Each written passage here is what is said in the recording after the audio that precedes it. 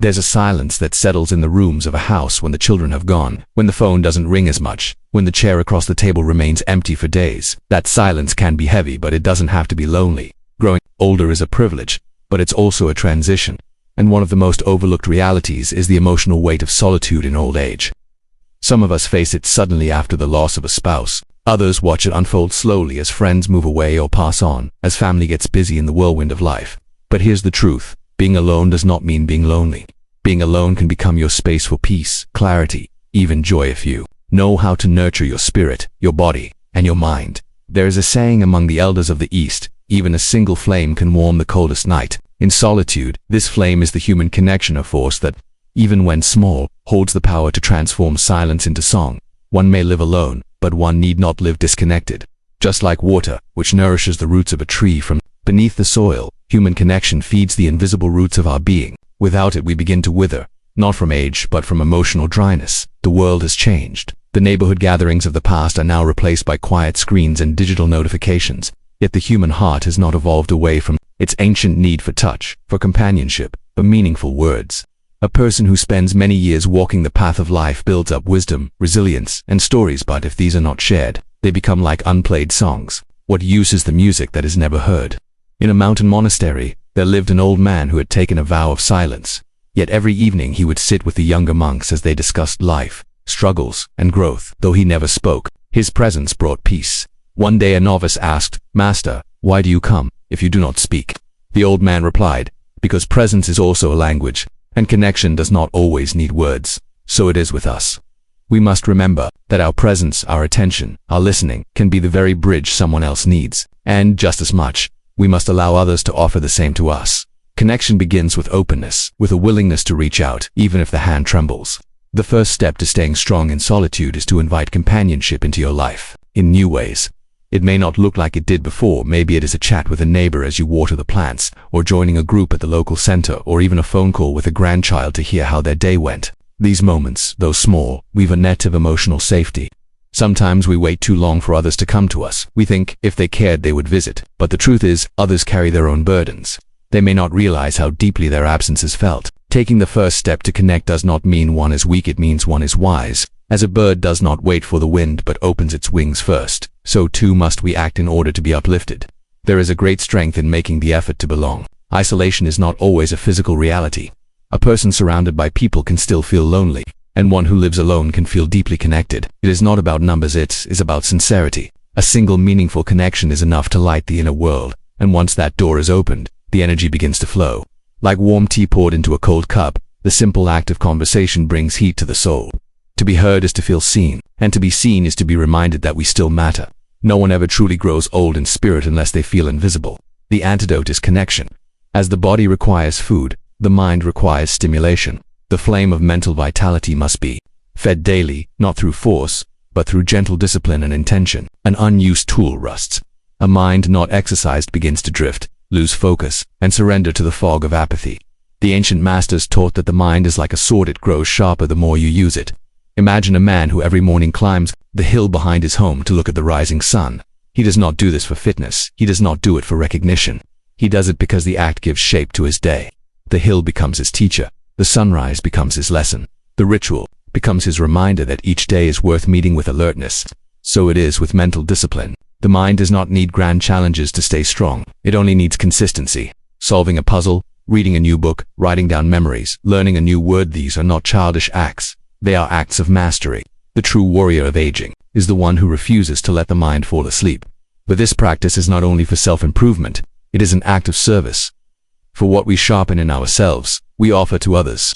A sharp mind can still teach, guide, uplift. The elders in ancient communities were not set aside, they were sought out. They were the living libraries, the calm advisors.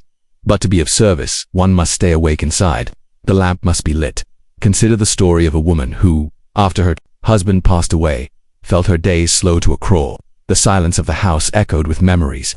For weeks she barely left her chair. Then one day, she began to organize the family photos into albums.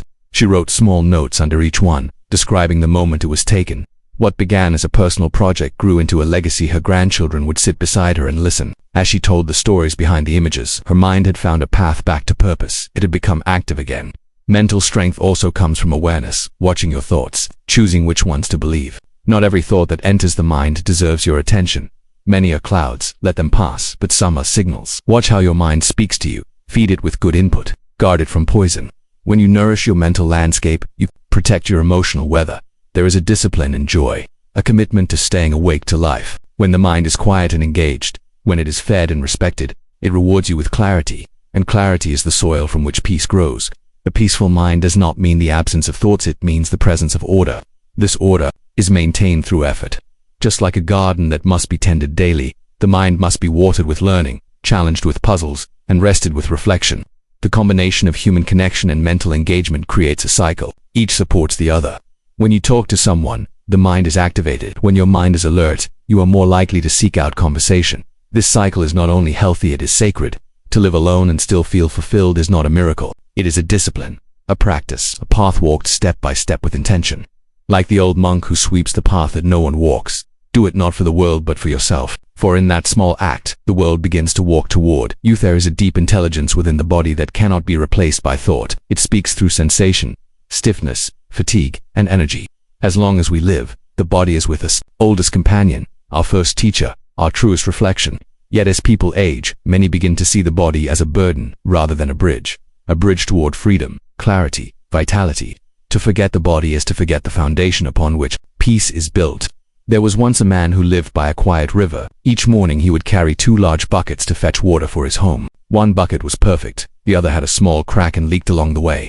Over time, the cracked bucket felt ashamed. "I am of no use," it said. The man replied, "Look behind you." Along the path where the cracked bucket dripped, a line of wildflowers had grown. Sometimes what seems like weakness is only the beginning of another kind of strength. So too with the aging body. It may creak, it may not move as swiftly, but it still contains tremendous power. Movement is not about proving youth, it is about honoring life. Gentle walking, stretching, simple balance exercises, these are not routines for vanity. They are rituals of self-respect. To move is to remember, I am still here, I still care, I still choose to live fully. The human body was not designed for stillness. Even in sleep, the breath moves, the heart pumps, the blood circulates. Life is motion, and when motion is denied, stagnation follows. Muscles tighten, joints ache, mood dips, thoughts become cloudy. In contrast, even 5 minutes of mindful movement can awaken clarity. It is like sunlight breaking through fog. An elderly woman once visited a temple to ask how she could feel young again. She said, "I sit all day. I feel like the walls are closing in." The teacher simply asked her to walk around the courtyard for 20 minutes each day. At first, she resisted. "Walking won't change anything," she said. But she followed the advice. Within weeks her face brightened, her voice steadied, her steps became confident. She did not become young again in years, but in spirit. That is the gift of movement, not just strength, but renewal. There is also discipline in movement, a commitment to showing up for the body, even when the mood resists. Discipline is not about force, it is about respect. Respecting the temple you live in, even slow, deliberate movements, raising the arms, rolling the shoulders, bending the knees send signals to the mind. I am not decaying. I am still becoming. A powerful truth for those who feel forgotten or idle. Balance, too, is a skill that must be trained as we age. The sense of equilibrium weakens, not only in the body but also in the emotions. Practicing balance with the feet helps to cultivate balance in the heart. Standing on one leg, walking heel to toe, slowly shifting weight from side to side. 2 sides, these exercises are physical on the surface, but beneath them they are meditations. They teach presence. They demand awareness. In every small adjustment of the body, the mind becomes more steady. Movement is also breath, and breath is life. One who breathes consciously lives consciously. During movement, the rhythm of breath acts as an anchor. Inhale, lift, exhale, release. Inhale, step forward, exhale, pause. This connection brings the mind into the now, a place where regret has no grip and fear finds no room. To train the body is to train the mind. To train the mind is to train the spirit. The 3 are not separate, they are one, like branches of the same tree, and when they work together, there is harmony. Yet even movement and discipline are not enough without direction. A compass must guide the journey, and that compass is purpose. Without it, we move but toward what? Purpose is the invisible thread that gives weight to our steps, light to our thoughts, and heat to our days.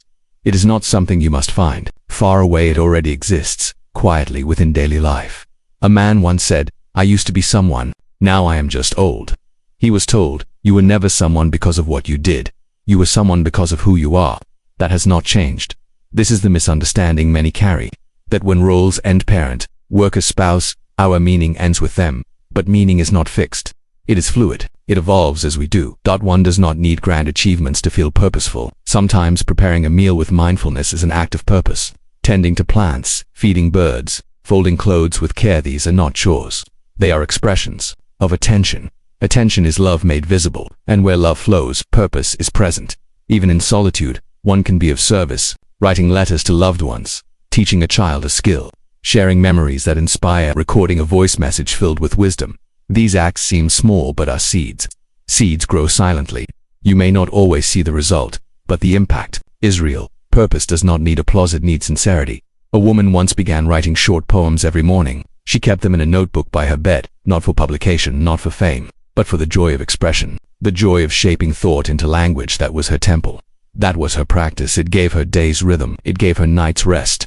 Purpose also grows through gratitude, not the shallow kind, but the kind that looks at life and says, even now, there is something sacred. A warm cup of tea, the sound of rain, the softness of a blanket. These are not distractions, they are teachers. They remind us that contentment is not found in having more, it is found in noticing more.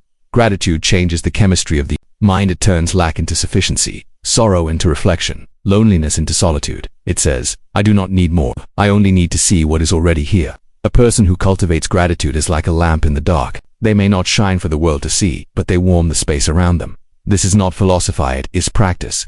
Each morning, take a moment before rising, breathe and ask, what am I thankful for today? Each evening reflect, where did I experience meaning today? Over time, these questions shape the mind like a river-shaped stone.